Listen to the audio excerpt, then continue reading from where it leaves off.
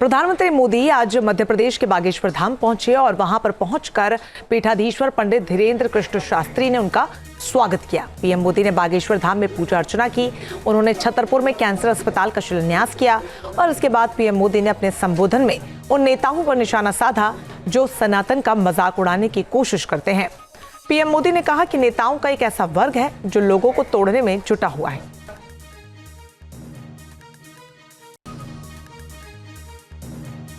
आजकल हम देखते हैं कि नेताओं का एक वर्ग ऐसा है जो धर्म का मखौल उड़ाता है, उपहास उड़ाता है, लोगों को तोड़ने में जुटा है। और बहुत बार विदेशी ताकतें भी इन लोगों का साथ देकर देश और धर्म को कमजोर करने की कोशिश करती दिखती है। हिंदू आस्था से नफरत करने वाले ये लोग सदियों से किसी न किसी भेष में रहते रहे हैं। गुलामी की मानसिकता से घिरे हुए लोग हमारे मत, मान्यताओं और मंदिरों पर, हमारे संत, संस्कृति और सिद्धांतों पर हमला करते रहते हैं। ये लोग हमारे पर्व, परंपराओं और प्रथाओं को गाली देते हैं। जो धर्म, जो संस्कृति स्वभाव से ही प्रगतिशील है, उस पर ये कीचड़ उछालने की हिम्मत दिखाते हैं।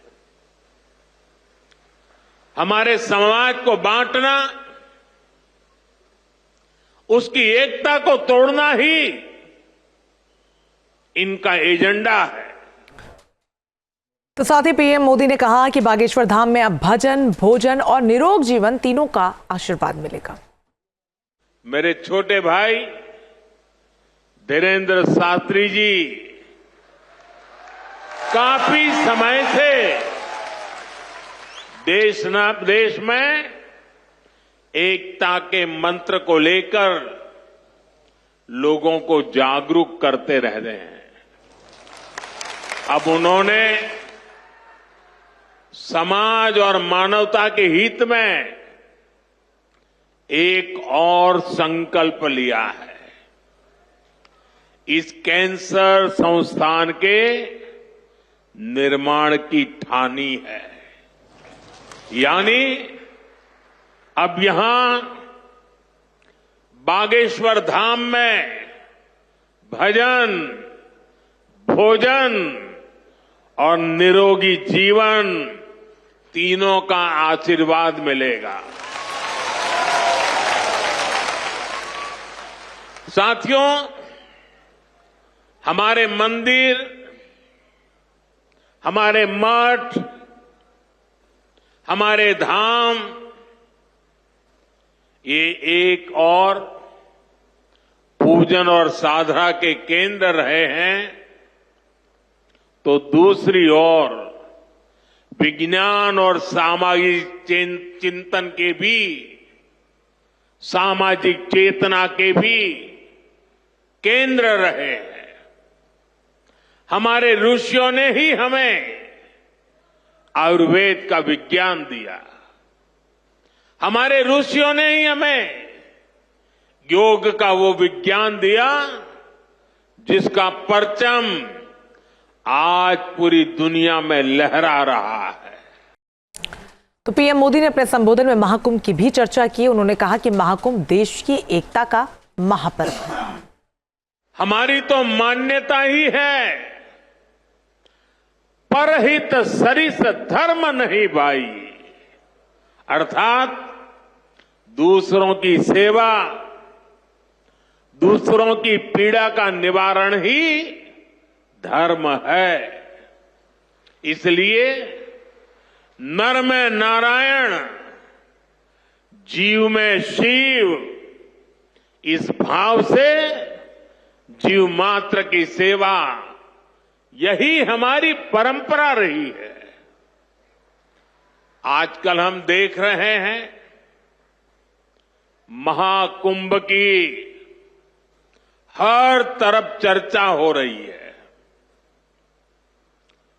महाकुंभ अब पूर्णता की ओर है। अब तक करोड़ों लोग वहां पहुंच चुके हैं। करोड़ों लोगों ने आस्था की डुबकी लगाई है, संतों के दर्शन किए हैं। अगर इस महाकुंभ की तरफ नजर करें तो सहज भाव उड़ जाता है, ये एकता का महाकुंभ है। आने वाली सदियों तक 144 वर्ष के बाद हुआ ये महाकुंभ एकता के महाकुंभ के रूप से प्रेरणा देता रहेगा और देश की एकता को मजबूती देने का अमृत परोसता रहेगा। न्यूज नेशन अब व्हाट्सएप पर खबरों की ताजा अपडेट के लिए न्यूज नेशन के इस QR कोड को स्कैन करें।